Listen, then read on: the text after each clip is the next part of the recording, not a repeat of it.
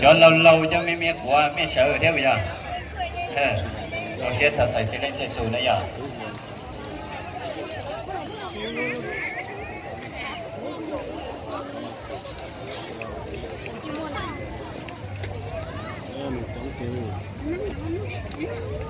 ค่ะก็เป็นขบวนสวยงามของเรานะคะจากบ้านประชาภักดีอำเภอเชียงคำจังหวัดพะเยานะคะ มาด้วยสัญลักษณ์ยิงหน้าไม้นะคะส่วนสีโมยอจะไปสิ่งเฉยเจต้นเดือดร้อนประชาภักดีอย่าต่อเช่นขังต้นตัวงานชั้นไหนรู้เห็นชอบแล้วก็ตัวเดี๋ยวน้องมันจะไปการสู้เนี่ยเล่นเตยเจ้าวะ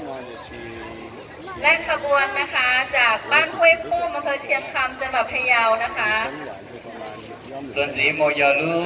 จะไปสิ่งเฉยเจต้นเดือดร้อน